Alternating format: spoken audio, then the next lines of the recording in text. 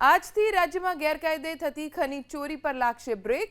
ખાણ ખનીજ વિભાગ ખનીજ માફિયાઓ પર કસ્યો છે સકંજો.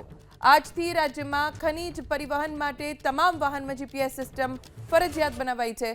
જો રોયલ્ટી ધારક ખનીજ પરિવહન દરમિયાન જીપીએસ સિસ્ટમ સાથે છેડછાડ કરશે તો જીપીએસ સિસ્ટમ બંધ કરી વાહનને અન્યત્ર રૂટ પર ડાયવર્ટ કરશે તો રોયલ્ટી બંધ કરી દેવામાં આવશે.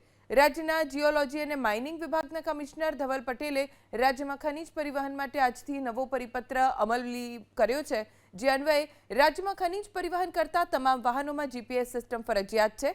સાથે જો કોઈ રોયલ્ટી ધારક ખનીજ પરિવહન દરમિયાન જીપીએસ સિસ્ટમ બંધ કરી દેશે કે સિસ્ટમ સાથે ચેડા કર્યાનું માલુમ પડશે તો આકરા દંડ સાથે રોયલ્ટી બંધ કરી દેવામાં આવશે.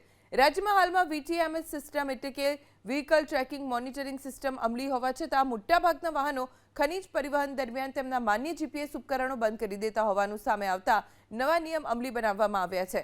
ખનીજ પરિવહન કરતા તમામ વાહનોનું વિભાગ દ્વારા મોનિટરિંગ થાય છે, જેમાં દરેક 10 સેકન્ડે વાહન ક્યાંથી ક્યાં જઈ રહ્યું છે તેની સમગ્ર જાણકારી મળે છે. અને જો આવા વાહન અન્ય રૂટ ઉપર ડાયવર્ટ થાય તો પણ આસાનીથી જાણકારી મળી જાય છે.